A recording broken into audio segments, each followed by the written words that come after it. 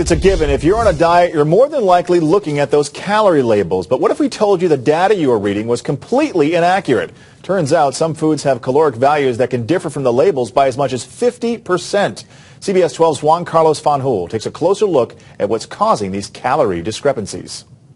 I lost a couple of pounds just by looking at the label and learning about it. Those calorie labels on the side of food packages were her diet Bibles. For the most part, exercise and dieting helped 24-year-old Maite Patricio lose those few extra pounds. But she couldn't believe it when she found out some of those labels were off, way off. I was very shocked. It's in the label, so you just assume that, it's there and it's the truth. Scientists have always known calorie counts are just estimates, but recent studies, including one from the FDA, found bigger discrepancies than first thought. Take, for example, the staple of many meals, the potato. A mashed potato with no butter or anything added is estimated to contain 300 calories, but a simple unprocessed potato of the same size is about 200 calories. More processed is more calories. Nutritional specialist Dr. Jason Cleveland, Maite's health coach, explains it this way. The more you have to work at digesting the food, the less calories you are ingesting, like a regular potato. So at that point, we're doing all the work, burning calories all along the way. So the amount of calories we actually consume that we absorb from that potato is way less than if we just had it already processed for us and we just ate the whole material. Another study on almonds found some of the fat in that nut is just not digestible. So while a serving of almonds is advertised at 170 calories, it actually has about 130.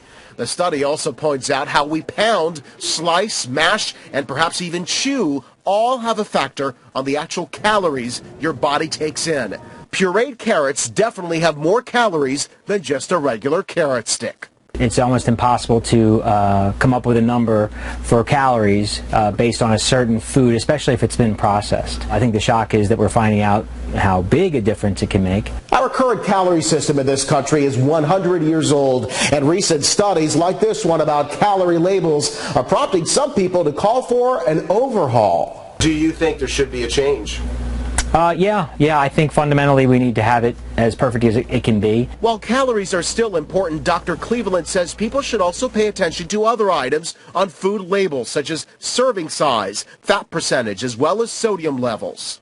Diet modification and weight loss questionnaire. We know the areas that we have to work on. Maite did pay attention to all those things and says she's happy with her current weight. But moving forward, she's nervous not all calorie labels may be correct. I think they should come up with a better way, a more accurate way. Juan Carlos Fanjul, CBS 12 News. Health experts say some of the biggest caloric discrepancies are found in starches and some plant-based foods such as nuts.